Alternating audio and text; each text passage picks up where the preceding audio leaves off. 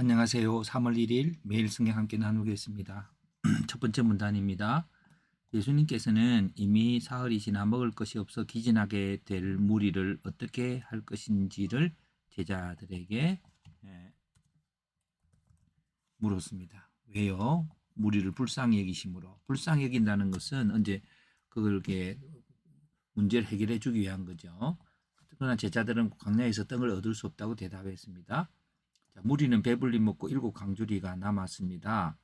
어떻게 했을까요? 오병이어의 기초가 마찬가지로 예수님께서 떡이 몇 개 있느냐, 너희들이 가진 거, 제자들이 가진 거에 뭐 얼마가 있느냐, 그것들을 보게 하셨죠. 그리고 예수님께 가져가셔서 축사하시고 나누고 남았습니다. 그랬습니다. 그래서 오늘 이 기적의 모습들은 우리들이 가지고 있는 것들을 하나님께 나갈 때에, 나눌 때에 하나님의 놀라운 기적이 임하는 것입니다.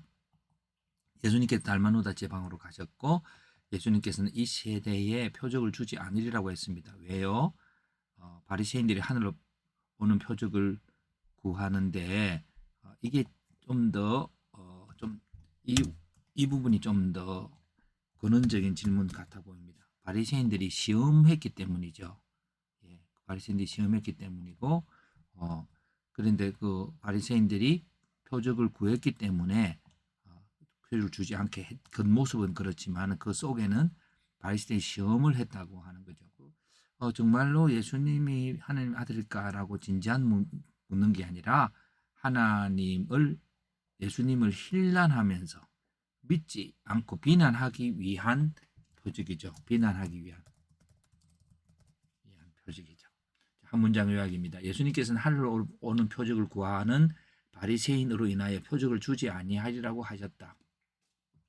오늘 본문에 떡 7개로 놀라운 기적을 행한 게 있음에도 불구하고 왜 제가 마지막 부분을 이렇게 했느냐면은 그쪽 여기를 좀 설명을 해드리고자 합니다.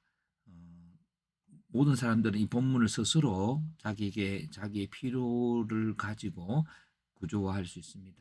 그래서 제자들이 여기에서 반복합니다.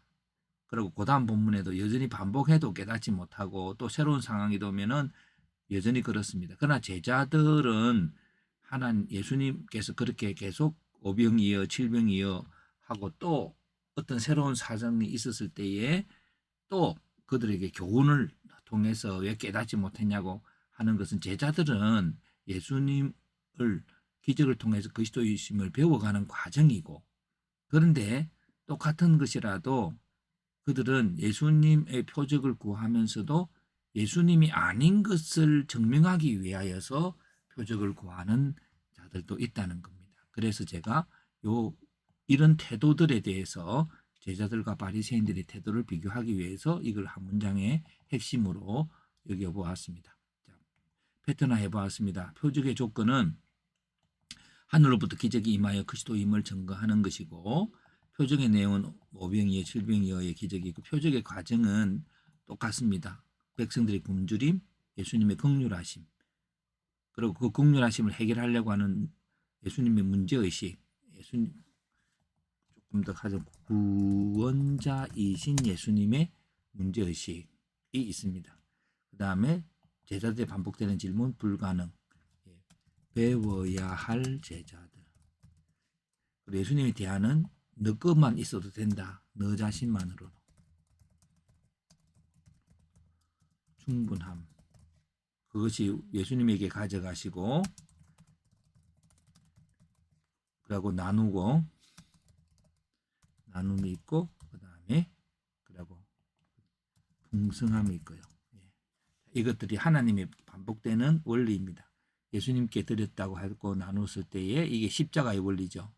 십자가에서 자신의 생명을 우리 위해서 두었을 때에 그 한 사람이 모든 사람들의 구원을 이루는 충분 조건으로 되어 있습니다. 그래서 제자들이 받는 경우는 예수 그리스도에 대한 표적을 이제 경험하게 되겠고 그런데 이제 표적에 대한 태도들을 오늘 본문 마지막에 적은 이유는 그들은 시험하기 위해서 하늘로부터 오는 표적을 구하는 겁니다. 예수님은 여전히 표적을 구하지만은 그래서 그것도 표적에 대한 평가는 더 이상 표적에 이루어지지 않는 겁니다. 그러나 제자들은 똑같은 상황에서도 그들은 여전히 똑같은 상황에 반복되는 불신앙, 못 고칩니다 할 때도 그들이 못 고침이란 예수님을 배워가는 과정이고 예수 그리스도를 배우도록 표적을 행하시는 것이다라고 저는 이 본문을 구조하면서 해석을 이해를 했습니다. 그래서 이제 해석을 한번 해봅니다. 해석이란 본문의 전체에 나의 각도로 재구성하는 글입니다.